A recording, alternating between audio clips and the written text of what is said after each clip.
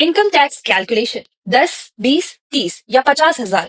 आपको अपने income tax पर कितना देना होगा टैक्स, ऐसे करें कैलकुलेट। देश के हर व्यक्ति को डायरेक्ट या इनडायरेक्ट तौर पर टैक्स का भुगतान करना पड़ता है। कोई ज्यादा टैक्स देता है तो कोई कम टैक्स का पेमेंट करता है। अलग अलग कैटेगरी के तहत लोगों को टैक्स भरना होता है, जिसे समझना सभी के लिए आसान नहीं होता। किस पर कितना टैक्स लगेगा, कौन सी इनकम टैक्स छूट में आती है और आपको अपने सालाना इनकम पर कितना इनकम टैक्स के तौर पर चुकाना होगा, ये सभी सवाल अक्सर टैक्स पेयर को मुश्किल में डालता है। वही अगर टैक्स छूट का लाभ उठाना हो तो इसका कैलकुलेशन करना और भी ज्यादा कठिन हो जाता है। और अगर आपने टैक्स छूट के लिए क्लेम नहीं किया तो आपको रिफंड के तौर पर मिलने वाली रकम भी नहीं मिलेगी। ऐसे में टैक्स छूट के साथ कैलकुलेशन को भी समझना बेहद जरूरी है। हालांकि आपको परेशान होने की आवश्यकता नहीं है, बल्कि यहाँ एक ऐसा तरीका बताया जा रहा है जिससे आसानी से आप अपने इनकम पर टैक्स की गणना कर सकते हैं। कैसे कैलकुलेट करें अपनी टैक्सेबल इनकम। भारत में अपनी कुल टैक्स योग्य इनकम के बारे में जानने के लिए कई स्टेप हैं, जिसके बारे में आपको जानना चाहिए ताकि जरूरत पड़ने पर आप अपनी टैक्सेबल इनकम को ज्यादा से ज्यादा कम कर सके। साथ ही इनकम टैक्स रिटर्न फाइल करने में भी आसानी हो। ग्रॉस सैलरी, सबसे पहले अपनी ग्रॉस इनकम के बारे में जानना चाहिए। अगर आप कई जगहों से इनकम कर रहे हैं तो सभी को कैलकुलेट करें और ग्रॉस इनकम निकालें। वहीं अगर सैलरीड एम्प्लॉय है तो आपकी बेसिक सैलरी,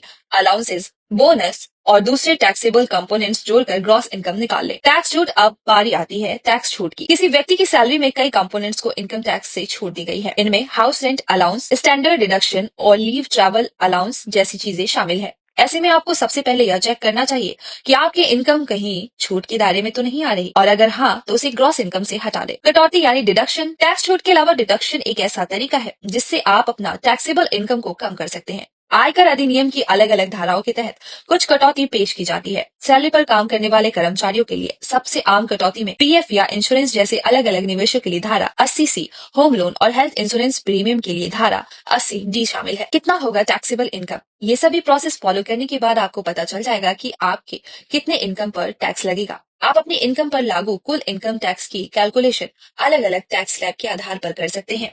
इसके बाद आपको पता चल जाएगा कि आपकी टैक्सेबल इनकम 10, 20, 30 या 50,000 रुपए है। बता दें, न्यू टैक्स रिजीम के तहत 7 लाख तक की सालाना इनकम पर टैक्स छूट है, जबकि ओल्ड टैक्स रिजीम के तहत कुल छूट 5 लाख रुपए है। अगर आपका टैक्स कट चुका है और आपकी ग्रॉस इनकम टैक्स के दायरे में नहीं आती है तो आप इनकम टैक्स रिटर्न भर के रिफंड के लिए क्लेम कर सकते हैं।